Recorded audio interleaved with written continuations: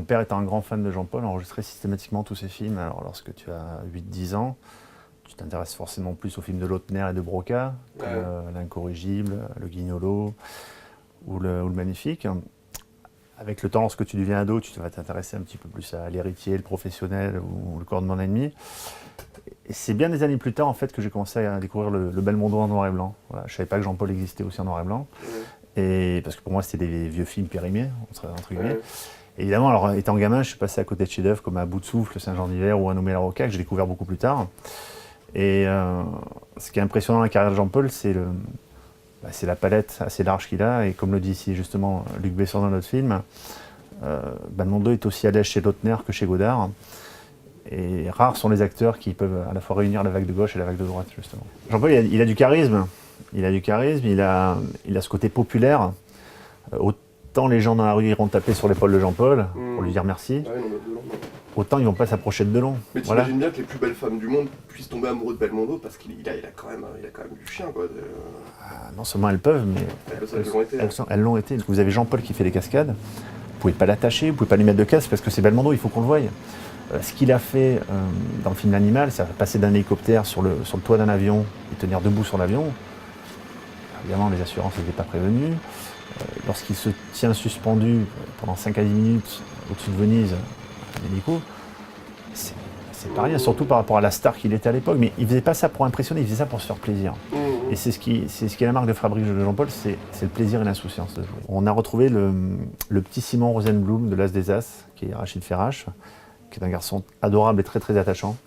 Et il m'a parlé de Jean-Paul comme il le voyait, il l'a connu, il avait 10 ans. Et alors je dis pas qu'on a un parcours similaire, hein, mais moi ce que j'ai vécu avec Jean-Paul, c'est un petit peu ce qu'il a vécu 30 ans auparavant.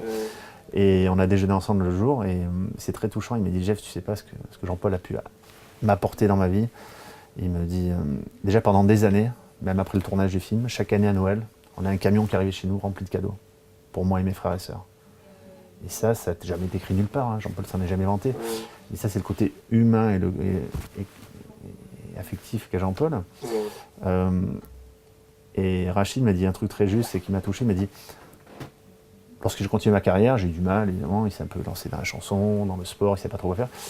Il fait, à un moment donné, j'étais borderline, j'ai failli faire des erreurs. Et à chaque fois, je pensais cette épée de Damoclès qui était le regard que Jean-Paul portait sur moi. Et je ne voulais pas le décevoir. Moi, je trouve que Le Voleur est un très très joli film, le film de Louis Malle. La Via Xia, un film magnifique de Mauro Bolini, qu'il a fait au début de sa carrière avec Claudia Cardinal.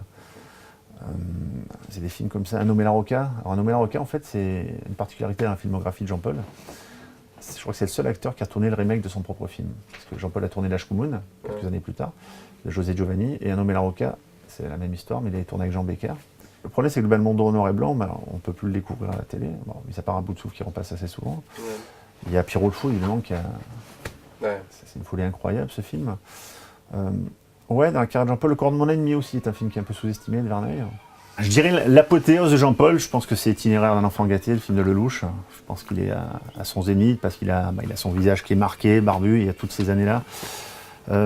Albert Dupontel dit justement, il me l'a dit, ça m'a touché, ce qu'il a dit, à chaque époque de notre vie, on a un Belmondo qui nous correspond.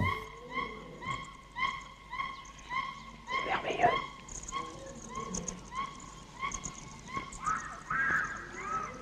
Je suis en train de regarder le nouveau film de Claude Lelouch, Itinéraire d'un enfant gâté. L'enfant gâté, c'est quoi?